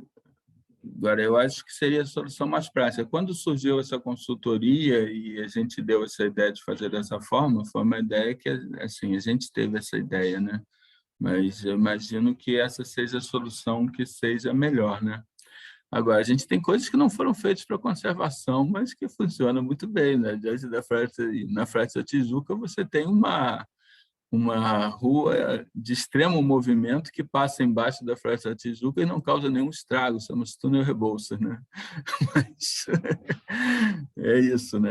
Poderia ser feito por cima, poderia ser feito pela floresta e, claro, não foi por isso, foi feito por baixo porque era mais prático, porque o percurso era mais curto, mas a gente está aí com um exemplo de um caso assim, quer dizer, uma montanha, mas a maioria das florestas que restam no Brasil são em montanhas. Então, se você tivesse que fazer maciço dessa forma... Um caso no Brasil que é muito relevante, que não se pensou fazer dessa forma, mas que eu achava que seria mega interessante, seria o Iguaçu.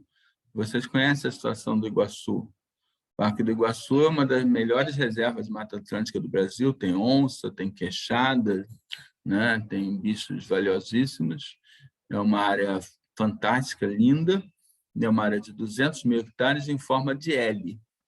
E você tem com a Argentina do outro lado do rio. Você tem nesse L, onde o L faz a curva, você tem pessoas que abrem uma estrada à força para escoar a produção agrícola dentro de um parque nacional, que obviamente não pode ter estrada, né?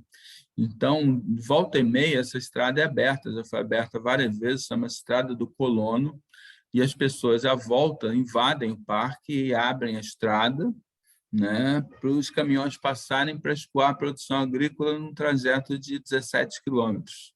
E, se não for isso, os caminhões têm que dar a volta no perímetro do parque e fazer um trajeto de 100 quilômetros em vez de 17.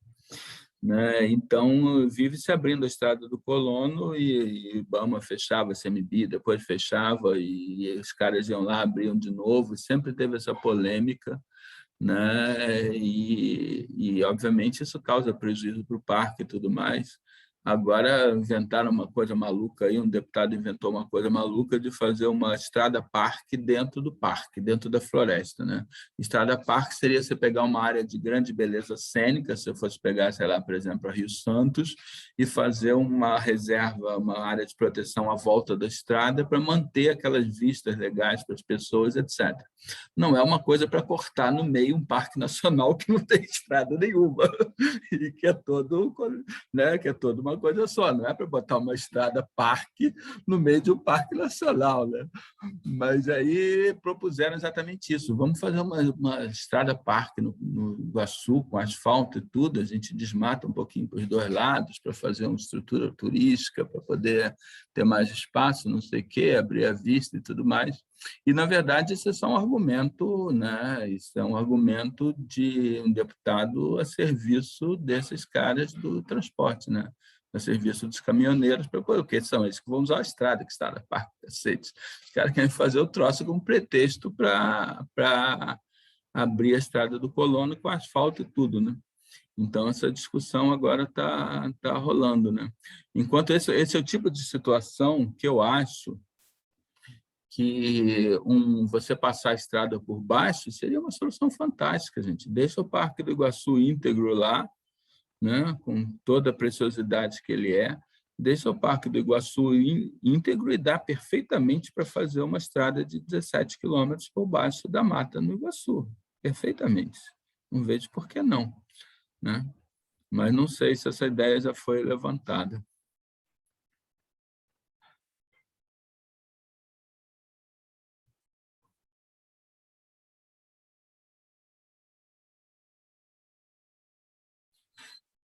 Professor, Fala, Bernardo.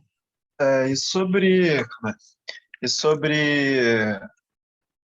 esses fragmentos que ficam do lado de estrada, eu imagino que seja pior para alguns animais por causa da questão do barulho também.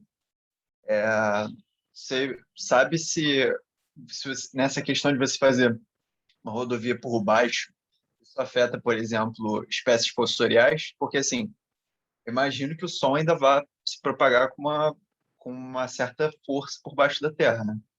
Sabe se tem algum estudo disso, de afetar espécies fossoriais? Não sei. Não acho muito provável que tenha, não. Agora, é uma preocupação pertinente, claro. Eu acho que aí tem a ver também a que profundidade você passaria a estrada. Claro, quanto mais profundo, mais caro vai ser.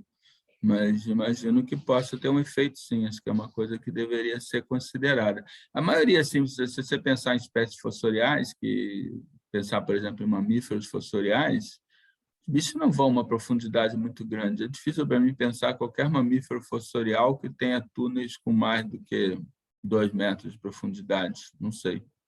Talvez eu não esteja percebendo alguém, mas a maioria dos túneis são bem pouco profundos. Agora, eu acho que você poderia ter uma questão de isolamento acústico e tudo, né? Acho que poderia ser contornado. É claro, novamente, a gente esbarra na questão do custo, né? Que é o problema de qualquer forma, né? Mas eu imagino que esse tipo de questão possa ser contornado, assim. Eu acho que é uma questão que deve ser levada em conta, sem dúvida deve ser levado em conta, mas acho que deve ser contornado. Acho que pode ser contornado. Quanto aos fragmentos que existem do lado de fora de estradas hoje em dia, eu acho que por causa do próprio movimento, do barulho, etc., movimento de pessoas, para esses bichos também, para mamíferos, por exemplo, um sentido muito importante para eles é o olfato, né? Para a esmagadora maioria dos mamíferos é o olfato. Então, só o fato de você ter muito trânsito de pessoas e tudo, eu apostaria com você que esses fragmentos grandes perto de estrada têm menos mamíferos grandes, os fragmentos pequenos perto de estrada têm menos mamífero grande, por exemplo, do que se eles estiverem afastados da estrada. Agora, quando você tem muito atropelamento de mamífero grande por estrada, num lugar como Linhares e Soretama, porque você tem 25.000 hectares de floresta para cada lado. Então, o bicho pode estar lá longe dentro da floresta, o bicho grande não está normalmente ouvindo aquele barulho, e quando, por acaso, o bicho tem a infeliz ideia de atravessar ali a estrada, pode não acabar bem para ele, mas um fragmento pequeno, eu imagino que se os bichos têm a opção de ficar num fragmento pequeno, perto de uma estrada muito movimentada, ou ir para um fragmento pequeno um pouco mais longe da estrada, eu duvido muito que tenha muito bicho nos fragmentos perto da estrada. Claro, nos fragmentos perto da estrada, você vai, isso por experiência própria, porque eu já trabalhei com os bichos, você vai encontrar pequenos mamíferos, vai encontrar, né, roedores, marsupiais, vai encontrar passeriformes, vai encontrar aves subbóicas, formicarídeos, etc. Mas bicho maior, bicho assim, eu acho que você não vê muita coisa, não. Pois é, porque esses animais eles têm a questão da área de vida, né? Que eles a área de vida, assim, eu tô pensando em mamífero grande, pensei mais em felino, né? Eles têm que ter uma área que eles caminham muito, né? Que eles procuram presa muito longe. Eu não sei necessariamente se isso é considerado matriz. Por exemplo, a área de caça deles, sabe? É considerado matriz? A área de caça deles pode incluir vários tipos de hábitats, né? E assim, por exemplo, vocês viram até a foto que eu botei na apresentação quando eu comecei a falar de atropelamento, era a foto de um puma, né? Onça-parda, puma. Né? Então, onça-parda é um bicho que utiliza a área aberta com muita facilidade. Então, um bicho desse vai ter áreas, vai ter um conjunto na sua área de vida, né? Pode ter um conjunto realmente de floresta, de área aberta, de um monte de coisa. Sem falar que esses bichos, muitas vezes, eles exploram fora da área de vida também. Né? A área de vida seria o espaço das atividades habituais do bicho, de procura de alimento, parceiro reprodutivo, cuidado parental. Agora, esses felinos, muitas vezes, exploram, vão parar em outros lugares bastante distantes, né? Mas você tem bichos também, por exemplo, onça é um bicho que é um bicho muito mais florestal do que puma. Então, onça não vai com tanta facilidade ser surpreendido em áreas abertas. Por isso, eu imagino que você tem bem menos atropelamento de onça do que puma. Embora a onça já seja, de cara, um bicho menos abundante do que puma. Mas é um bicho florestal. Onça, quando sai da floresta, é por uma razão principal, para matar boi que está perto da floresta. E sai por essa razão porque as pessoas acabaram com todas as presas da onça dentro da floresta. Então, as pessoas matam as antas, matam as queixadas, matam os catetos, matam as pacas, e depois reclamam que a onça está saindo para matar os bois e fuzilam a onça quando a onça está saindo para matar os bois. Então, mas a onça normalmente sai da floresta apenas nessa situação, e, portanto, acho que é bem menos atropelada do que um puma. Agora, a anta é atropelada com alguma frequência, tamanduá, um monte de bicho. Tem muita coleta de museu, inclusive, que é de atropelamento. Né? O número eu não tenho de cabeça, mas o número é gigantesco. Tem até um aplicativo de celular, que é o Urubu, né? Que as pessoas fornecem, que qualquer pessoa que acha um bicho morto pode fornecer todos os dados para uma central nacional que registra tudo, que espécie. Nossa, eu não sabia disso. Dá uma olhada, Urubu, chama-se Urubu. Caramba, Aplicativo de celular, você dá a informação, você bota lá no GPS, dá o ponto onde você viu o bicho, a espécie, se você souber identificar, manda as fotos, tudo para ter, então, um levantamento desses bichos todos que são atropelados no Brasil. Caramba, eu já fiz estrada daqui até Minas e eu peguei 7 atropelamentos, eu contei na cabeça, mas eu não sabia que tinha isso. Se eu soubesse, eu tinha pedido para o copiloto mandar esse aplicativo. Que legal, vou procurar depois. Obrigado, professor. É mórbido isso, cara. A gente tem um aplicativo chamado Urubu, porque a gente não pode atropelar os bichos. Eduardo, mas acho que é uma maneira de você lidar com uma coisa que é um problema, né? Um reconhecimento que é um problema, e as pessoas querem informações para lidar com esse problema, né? Ah, sim, com certeza. Eu já vi muito pessoal tentando ajudar animal atravessando estrada, assim, tartaruga, por exemplo. Tartaruga não é jabuti. Jabuti, às vezes, cágado, tentando atravessar para outro lago, algum outro lugar, e a pessoa faz uma besteira de pegar o bicho, ele está virado numa direção, pegar o bicho, virar e levar de volta de onde ele veio. Ele vai tentar atravessar de novo. Ele vai. Eles estão com um negócio na cabeça. E você não sabe o que é. Eles querem ir para algum lugar. Cara, atravessa o bicho na direção que ele está indo. Se for para ajudar, ou se está parado no meio da estrada, põe para onde ele está virado. Porque eles vão tentar de novo. Preguiça.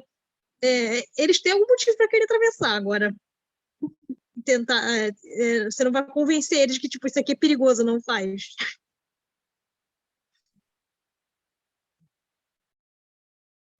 Uma coisa que acontece muito com cobra também, a estrada fica quente com a luz do dia, e elas vão tentar depois se esquentar lá de noite.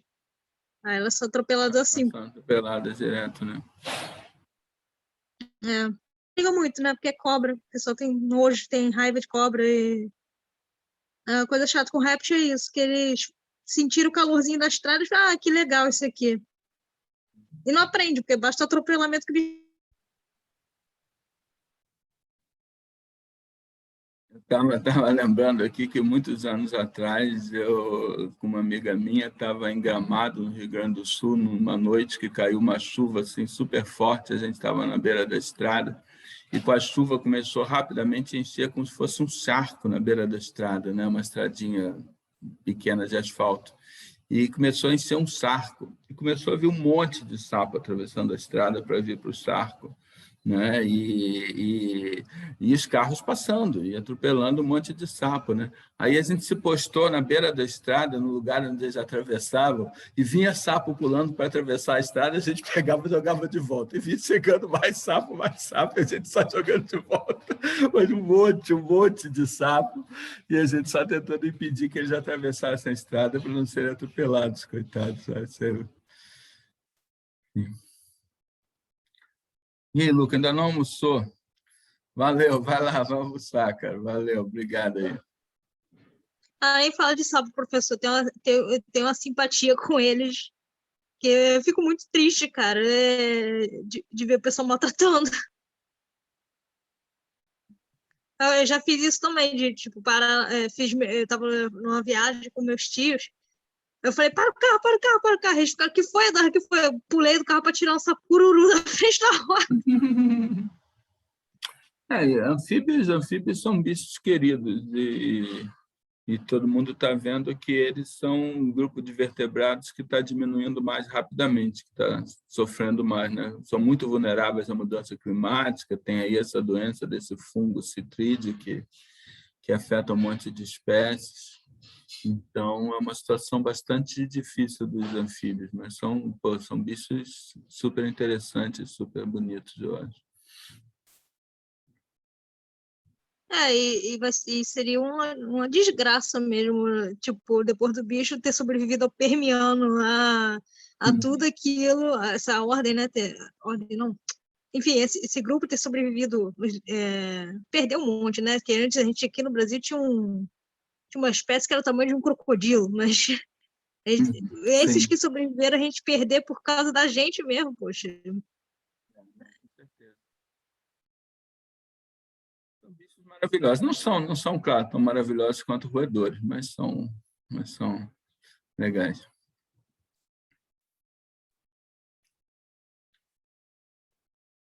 Valeu, Vitória, valeu, Ananda. Obrigado. Mas, professor, essa questão de conservação, de criação de área de conservação, sei que tem esse planejamento, né, que tem que pensar no tamanho da área, mas legalmente tem muito entrave ainda?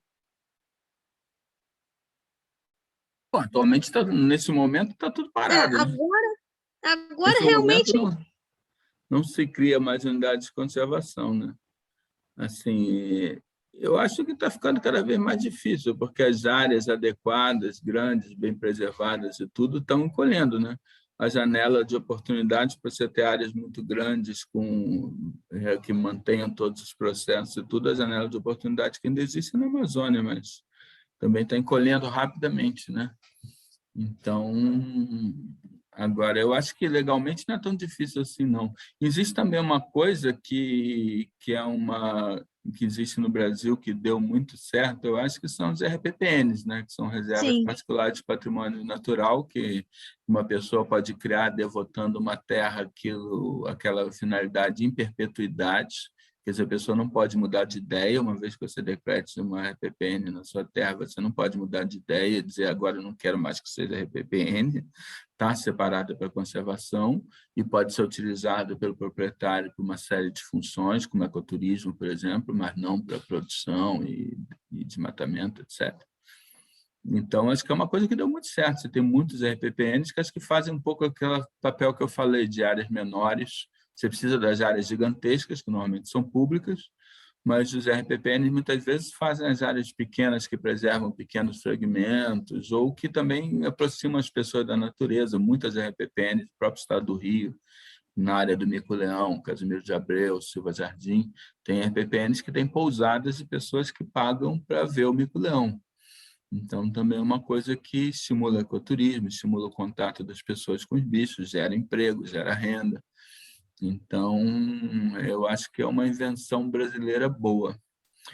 Agora, torçamos para que logo a gente consiga governo com uma política ambiental melhor para que a gente volte a ter demarcação de RPPNs e tudo mais, e cuidados decentes com as que estão aí, né? Que atualmente a gente está deixando completamente abandonada.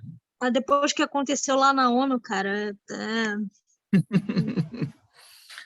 patético, né? Não tem outra palavra, patético. Bem, vou indo lá, professor, que tem a consulta agora. Beleza. Boa tarde. Valeu, Eduardo. Você sabe também que tem aula agora de biogel. Mas, professor, essa aula deixa a gente bem triste, às vezes. Eu estou aqui só pensando, enquanto a gente perde, enquanto a gente é prejudicado, tudo que a gente faz de ruim para a gente mesmo. Sim, sem comentários da aula, porque só estou pensando mesmo em tudo que foi dito, absorvido, não só nessa aula, mas em outras.